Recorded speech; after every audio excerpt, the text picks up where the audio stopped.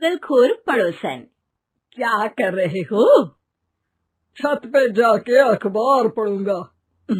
बस यही करो। तुम्हें पता भी है कि बहू क्या गुल खिला रही है? उसने नया फेसबुक अकाउंट बना लिया है। रोज 10 फोटो डालती है। हमारे परिवार की तो नाक कटवा देगी ये। और तुमको ये बात कैसे पता चली? अरे पड़ोसन ने बताया। उसकी बहू भी फेसबुक पर है ना, तो उसको पता चल गया। हाँ हाँ, जैसे तुम तो बहुत भोली हो। पड़ोसन रोज सास को उसकी बहू के नाम पर भड़काती थी। आज तो आपकी बहू कह रही थी मुझसे आके कि आप दिन भर खाती रहती है, खा खा के घटोत्कच हो गई है। क्या? उसने मुझे घटोत्कच बोला? अरे वो खुद ना कटी सुपर्णखा है। आप कह रही हो तो सही होगा, लेकिन आप उसको बताना मत कि मैं ये सारी खबरें आपको देती हूँ। शाम को जब बहू पड़ोसन के पास जाती है, आज तो तेरी सास तुझे सुपर्णखा कह रही थी, कल ताड़का भी कह देगी। पता नहीं इतनी अच्छी बहू मिली है, फिर भी वो तुझे राक्षसनी क्यों समझती है? आप कितनी अच्छी हैं। आप मेरी सास की हर बात मुझे बता देती हो, वरना मुझे पता ही नहीं चलता कि वो मेरी पीठ के पीछे इतनी बुरी बात करती है। चालाक पड़ोसन रोज ही दोनों सास बहू के सामने उन दोनों की ही बुराई करती और चुगली करके बातें बता देती, ताकि दोनों में हमेशा लड़ाई होती रहे। आपने तो बस छत पे बैठ के अखबार पढ़ना है और चाय के घूंट पीना है। बहू की वजह से मुझे तो जहर के घूंट पीने पड़ रहे हैं। कल वो मुझे मोटी घटोत्कच बोल रही थी। तो तुम भी तो उसको नाक कटी सुपर्णखा बोल देती ना। हाँ हाँ, वही बोल दिया मैंने उसे। आप मुझे कितना समझते हो?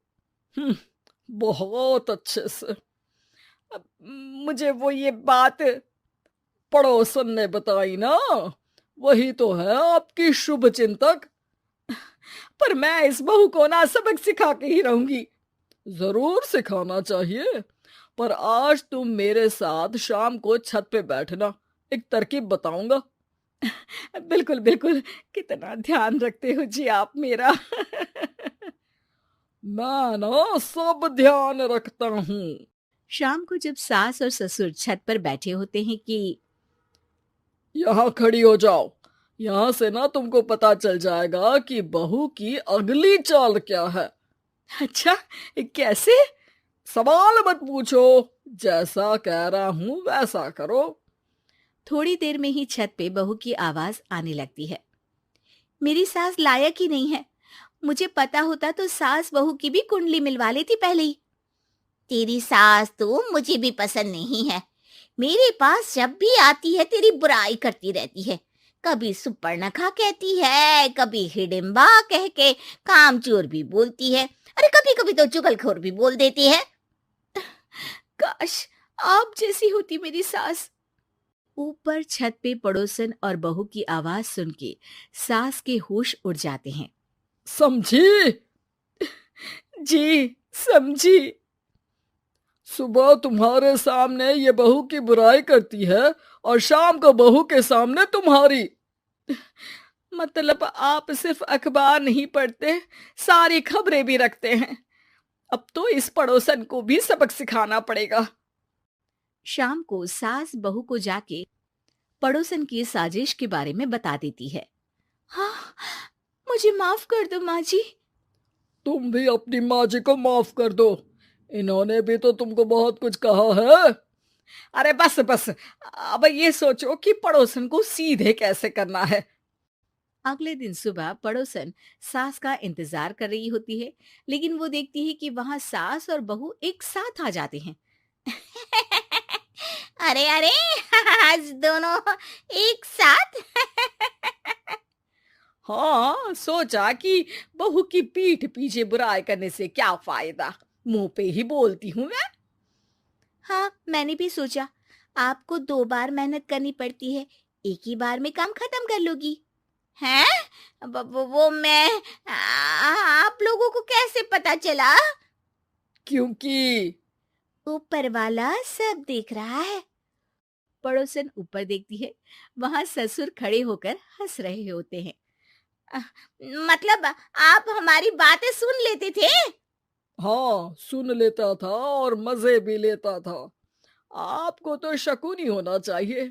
क्या चाल खेली है आपने, एकदम सास बहू के सीरियल जैसी। तो बताओ पड़ोसन जी, मेरी बहू ने आपसे अब मेरे बारे में क्या बोला? यही बोला कि सास बहुत अच्छी है, बहुत ध्यान रखती है। अच्छा, और सास ने मेरी क्या बुराई की? नहीं ना की बुराई, हमेशा तारीफ करती है। भगवान सबको ऐसी सास दे। मेरी गलती है जो मैंने आप लोगों में आग लगाने की कोशिश की। पर छत पे लगा हुआ सीसीटीवी यानी कि शर्मा जी सब देख रहे थे। हाँ जी, हाँ जी, मुझे माफ कर दीजिए। माफ क्या, आपको तो अब हम साफ ही कर देंगे अपने वालों की लिस्ट से। आज से आपकी और हमारी बात बंद, लेकिन बुराई जारी रहेगी। अब आपकी हरकत के बारे में पूरे मोहल्ले को बताना तो पड़ेगा ना आंटी जी।